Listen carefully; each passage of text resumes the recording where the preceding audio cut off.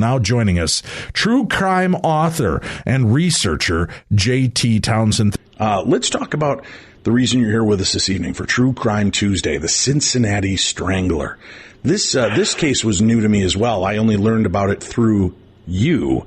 Talk to me about the time that this happened. What was going on in the world that this kind of slipped past the attention of the rest of the world? That's a good question. It's 1966 in Cincinnati. We've come out of the Boston Strangler. Maybe the first well-known serial killer was from 1962 to 1964. And we've got Vietnam War protests. We've got race riots. We've got hippies. We've got the Beatles. We've got the entire panorama of the 60s. And that is the backdrop for what I like to call the unknown legend of the Cincinnati Strangler, because the facts of this case are not known by even most true crime aficionados, and yet he was a legitimate serial killer who took 7 victims, and it is unsolved to this day. Let's roll back, if we could, for people that are not familiar with it, just to kind of give us a taste. I mean, the Boston Strangler is one of the most famous names, almost up there with Jack the Ripper. When I remember growing up and hearing about these serial killers, that name jumped out at me. Can you give us a little background on that case? Well, that got me kind of started in my true crime interest, and I was only about 10. That was a national serial killer case. 13 women in Boston raped and strangled over about I'd say a 16-month period. And police were very quick to assign all those crimes to one killer, and that was the prevailing opinion at the time. If you study the Boston Strangler today, it appears we had multiple killers at work. So I think the media sensation of having a serial killer possibly led to maybe the assigning of all these victims to one killer, which, if you look at it in the light of today, it doesn't appear to be the case. But it got huge popularity, obviously. The term serial killer had not yet been coined. That wasn't until the 80s. But Boston Strangler is the first major serial killer to get that kind of national press. And the whole thing with the city in fear and the women buying guard dogs and mace and guns and locks selling out, self-defense classes, the usual reactions we see when a city's in the thrall of an unknown killer. And what really kind of strikes me strange about that case and about this case, the Cincinnati Strangler, strangulation is such a... God, I don't even know the right way to put this, in-your-face type of violence. It's personal. Right, knives and guns, that would be so much easier to get rid of somebody. If you think about the Son of Sam shooting couples in parked cars at a distance, I mean, that guy didn't want to do the wet work, so to speak. Right. This is absolutely up close and personal. Strangulation is not quick. Certainly not painless.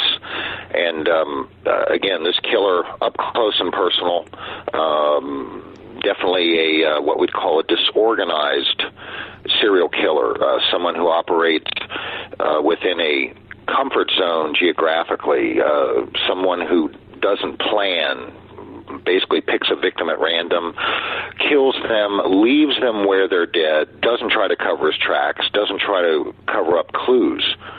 So both Boston and Cincinnati were disorganized serial killers. And if you want to contrast that with an organized guy like Ted Bundy, abducts his victims, no crime scene, no clues, bodies dumped at a second site, cross jurisdictional lines, travel a lot.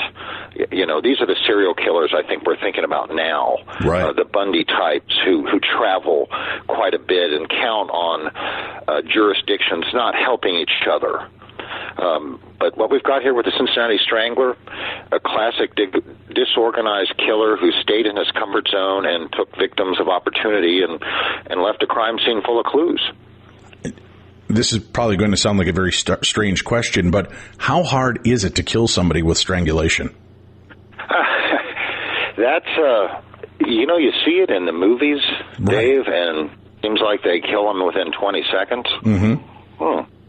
It's got to take 3 or 4 minutes, I would say, of constant pressure, and you typically have to fracture the hyoid bone for it to be fatal, which in most cases I think they do. But yeah, it's a very up close and personal kind of crime, and in the case of the Cincinnati Strangler, as well as Boston, these perpetrators were raping these women either post-mortem or as they were dying.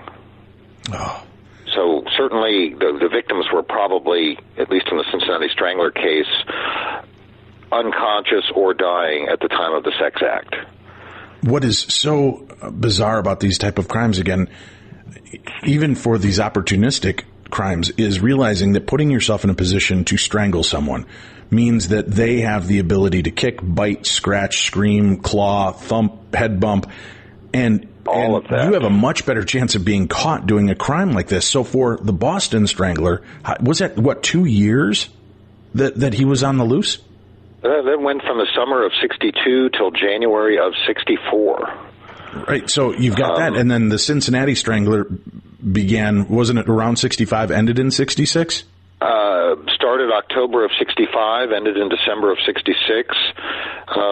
What we saw in Boston was interesting to me, and probably could be an excellent show, Dave, at some point. The victimology of those victims in Boston was tremendously varied. You had young women, you had old women, you had a black woman. The first 6 victims were all elderly, and then the victims were all young from then on out. And according to the research I've done, the 7 to 8 younger victims, they had good suspects in each case who knew those victims and were personally involved with them. And yet they were still assigned as crimes that the Boston Strangler did. There's an excellent book out called The Boston Stranglers, plural. So you think that maybe some other opportunists, murderers, were cashing in on the fear and what was going on and then pawning off their crime onto the Boston Strangler?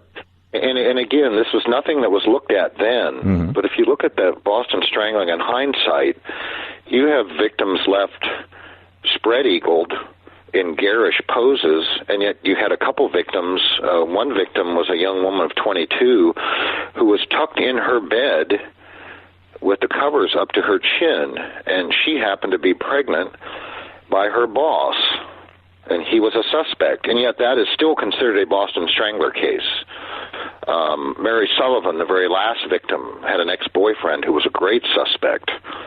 I think the thing interesting about it today is most of the detectives do not believe Albert DeSalvo was the Boston Strangler. And I think a lot of people think he was convicted of those crimes, and he was not. And the only evidence linking DeSalvo as the Boston Strangler is his own confession, which, interestingly enough, he had a photographic memory. His confession, the mistakes he made in his confession were the same ones that were made in the newspaper accounts. So it's possible DeSalvo had memorized all this information. He was a guy who liked to draw attention to himself, and he was looking to get money for the story of the Boston Strangler. But was Albert DeSalvo really the Boston Strangler? I don't think so. I think a lot of people don't think so. Do you think that he may have perpetrated a few of the crimes, or do you think he's innocent of the entire? Do you want to know the answer to that question? Do you want to hear more? Do you want more True Crime Tuesday? You can get more right now by going to darknessradio.com, clicking on the True Crime Tuesday banner, and signing up right now at patreon.com. Go do it right now. darknessradio.com. Click on the True Crime Tuesday banner, and for just $5 a month, you can get 4 brand new episodes of True Crime Tuesday. What are you waiting for? Go get it right now.